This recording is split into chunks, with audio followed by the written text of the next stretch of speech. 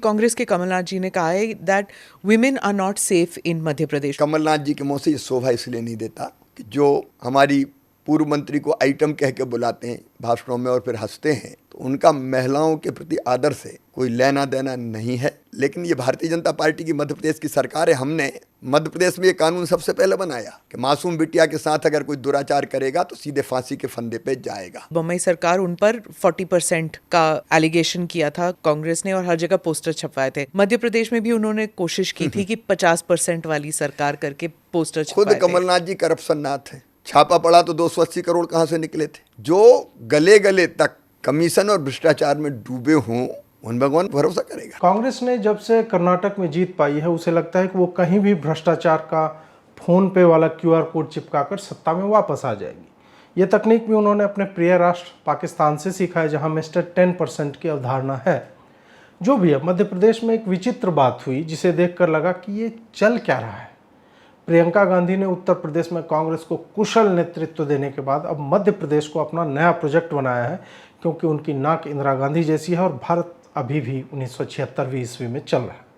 इस बार उन्होंने जो किया वह बताता है कि वो एक कुशल नेत्री ही नहीं, कुशल जादूगरनी भी। उनका यह ट्वीट पढ़िए जहां उन्होंने आरोप लगाया कि मध्य प्रदेश में ठेकेदारों के संघ ने मुख्य न्यायाधीश को पत्र लिखकर बताया है कि मध्य प्रदेश में जब तक सरकार को ठेके की राशि का आधा पैसा न दो, भुगतान नहीं होता है। कर्नाटक पर निशाना साधते हुए उन्होंने आगे लिखा कि वहां तो केवल 40% ही कमीशन लिया जाता था, मध्य प्रदेश में तो रिकॉर्ड ही टूट गया है। इसी बात को जयराम रमेश ने भी दोहराया, अखबारों की कतरने लगा दी ताकि लोगों को विश्वास हो जाए।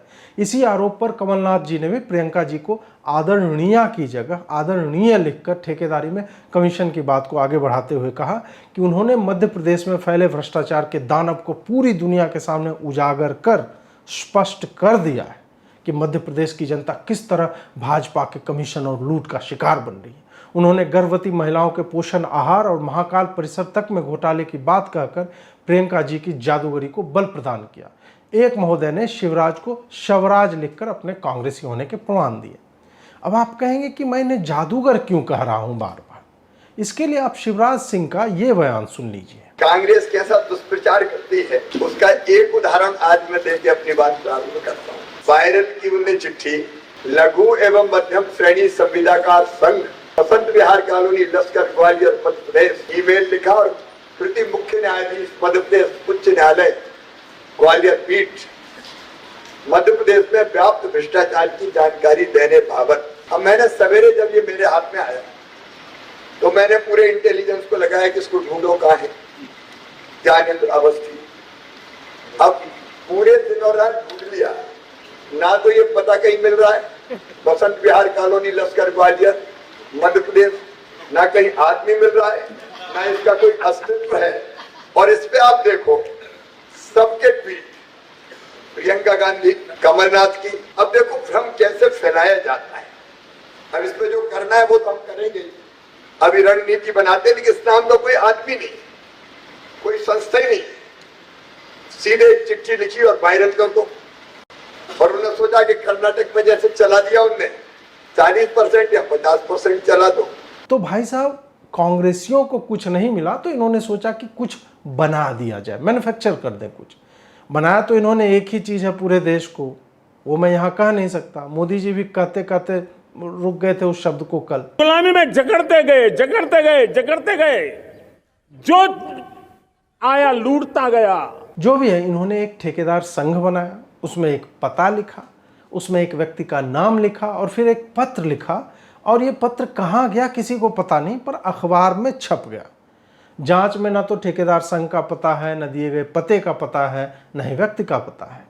जहां एक तरफ नेत्री जादूगरनी है, वहीं दूसरी तरफ इनके बड़े बड़े नेता स्वयं को महाभारत काल के ऋषि से कम नहीं मानते। चूंकि जनता इन्हें वोट नहीं देती, भाजपा को देती है, तो सुरजेवाला ने भाजपा समर्थकों को जो कहा वह सुनने योग्य है। राक्षसों, भाजपा भाजपा के राक्षसों, राक्षस हो तुम लोग।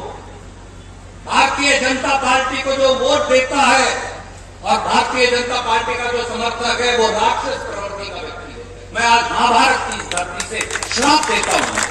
तात्पर्य यह है कि मोहब्बत की दुकान में अब जो सामान बेचा जा रहा है उनमें से प्रमुख सामान भाजपा के करोड़ों वोटरों को घृणा से सिंचित श्राप भी है। शिवराज सिंह चौहान ने इस पर सोनिया गांधी और राहुल गांधी से पूछा है कि ये जो भगवान बने फिर रहे हैं आपके नेता, उनके लिए जनता राक्षस है। ये कांग्रेस है जिसके नेता कह रहे हैं कि जनता राक्षस है। क्या भारतीय जनता पार्टी को वोट देने वाले करोड़ों करोड़ लोग राक्षस है? सोनिया जी, राहुल जी, आप क्या मानते हैं? क्या आप सारी जनता को राक्षस मानते हैं? भारतीय जनता पार्टी, हम लोग जनता को अपना भगवान मानते हैं।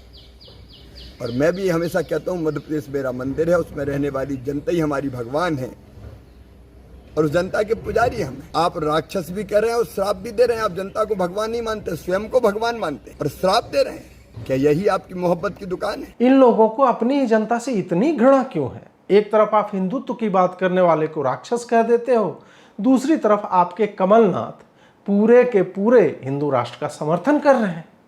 कमलनाथ से जब यह पूछा गया कि आप तो बागेश्वर धाम के पंडित धीरेन्द्र कृष्ण शास्त्री जी के लिए ये सब कर रहे हैं, पर वो तो हर जगह हिंदू राष्ट्र की बातें करते हैं, तो कमलनाथ जी का कथन सुनने योग्य है। देखिए, बनाने की क्या बात है, 82% तो हिंदू है ही, तो वो क्या हिंदू पैदा कर रहे हैं? विश्व में जिस देश में इतनी बड़ी परसेंटेज में हो, वहां कोई बहस की बात है? ये तो है ही। 82% अगर भारत में हिंदू हैं, तो हम कहें कि ये हिंदू राष्ट्र है, ये कहने की क्या आवश्यकता? ये तो आंकड़े बताते हैं। अब यहां तो उन्होंने स्पष्ट कर दिया है कि उनके लिए हिंदू राष्ट्र है, पर उनकी ही पार्टी के दिग्विजय सिंह, जो स्वयं को भी मुख्यमंत्री पद का प्रबल दावेदार मानते हैं, वो इस हिंदू हिंदू से विशेष प्रेम पर कुछ और ही विचार रखते हैं। उन्होंने जो बयान दिया उसमें दिग्विजय सिंह यह कह रहे हैं कि जिसको भी हिंदुत्व की बात करनी है वो संवैधानिक पद से इस्तीफा दे दे। उन्होंने कांग्रेस के सॉफ्ट हिंदुत्व पर बोलते हुए सावरकर का नाम लेकर निशाना कमलनाथ पर ही साधा है। स्वयं ही सुन लीजिए। There is no such thing as soft and hard Hindutva, because the author of Hindutva word is Mr. Savarkar, Savarkar, and he himself has said, उन्होंने खुद ने कहा है कि हिंदुत्व का हिंदू धर्म से, सनातन धर्म से कोई रिश्ता नाता नहीं है, इसलिए ये सॉफ्ट हिंदुत्व, हार्ड हिंदुत्व कुछ नहीं होता है। और मैं तो ये कहता हूं कि जो भी पद पर बैठा हुआ है, जिसने भारतीय संविधान की शपथ ली है, अगर वो कोई हिंदू राष्ट्र की बात करता है तो उसको पहले संविधान की ली हुई शपथ से इस्तीफा दे देना चाहिए, बाद में ही कोई बात करना चाहिए। बात यह है कि कर्नाटक चुनाव के बाद जिस तरह से कांग्रेस ने अपना चरित्र दिखाया है, उसका सीधा प्रभाव मध्य प्रदेश पर दिखता है।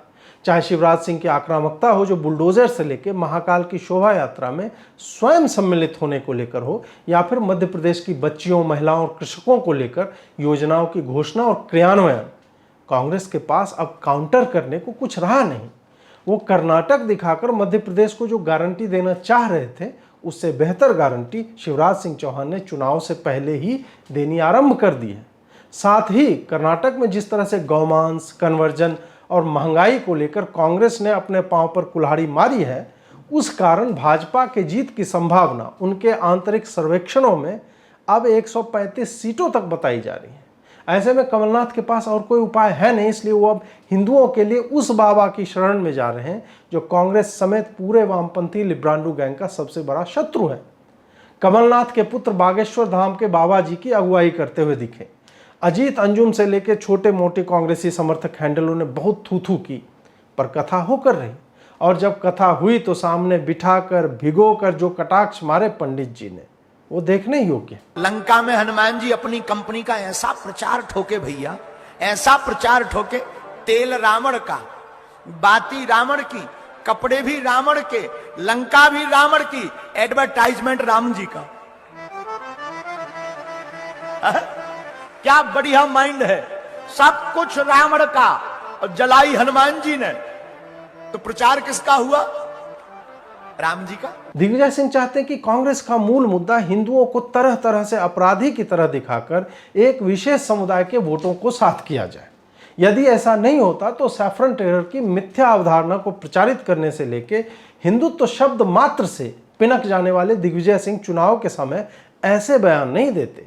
कमलनाथ की छवि खराब करने में दिग्विजय सिंह ने और भी अनुप्रयोग किए हैं। इनके विधायक रैलियों में आदिवासी मुख्यमंत्री की भी बात करते दिखते हैं। जब तक मध्य प्रदेश का मुख्यमंत्री आदिवासी नहीं बैठे घर में, चाहते हो मध्य प्रदेश का मुख्यमंत्री आदिवासी रहे?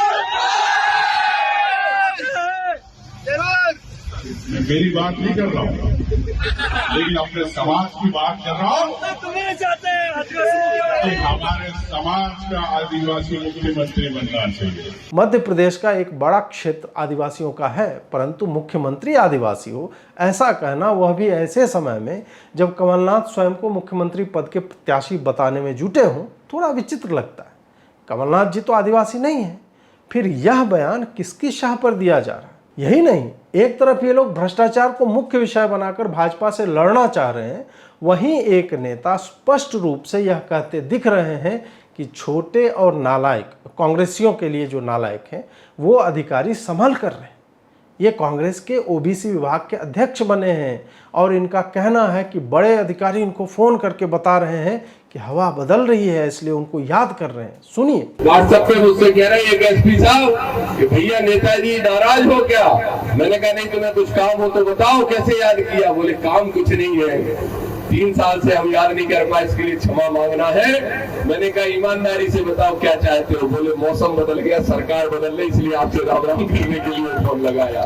तो ये जब मौसम वैज्ञानिकों को पता चल गया कि सरकार बदल रही है, तो नालायक छोटे अधिकारी कर्मचारी सुधर जाओ। क्यों नादान बनते हो?